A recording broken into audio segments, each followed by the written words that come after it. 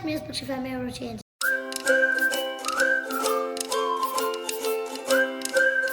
I'm gonna be reviewing Through the Mirror and Into Snow, and this is by Bugg. And the basic summary of this book is that when Valerie and Samantha find this possum, well, basically Valerie's mom finds the possum when Samantha's coming over to their 100-year-old barn in South Minnesota. In the barn, they find a possum.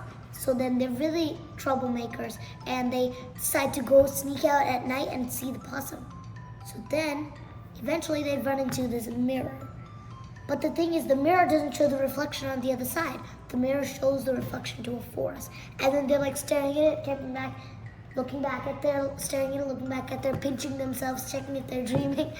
But then, Valerie, who's read fairy tales a lot, like me, and Sam, who likes to do her dance class, they each take their hands and put it through the mirror. That's why it says through the mirror. But the second part, Into Snow, the thing is they find Snow White just after she's escaped from the huntsman. So then the girls vow to help Snow find her father. And what happens is that later on they find this couple named Wilhelm and Dorothy.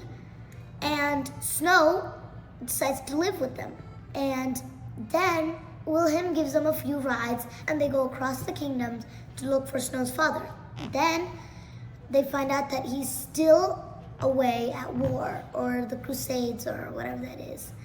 And also they find out that Snow White is related to Briar Rose, aka Aurora, aka Sleeping Beauty. And well, in the movies it's not really true, but in real life, I guess it is. They go through the mirror into the forest, basically, because the possum goes through the mirror, and they're like, wait, what? So then they just put their hands through, and then they don't see this part of their hand. Just like disappears through. And the possum was guiding them through the whole story. But the reason for that was because, guess what? The possum was there. The possum was actually their fairy godmother. And in the end, she does an explanation about why she took them there. And they also find Daniela, or in this case, the real-life version of Cinderella, and they help her too. And so the scary part is when the possum just puts its tail up and focuses its attention on the girls in the middle of the forest when they find Dopey and them all. And they actually have pretty proper names here.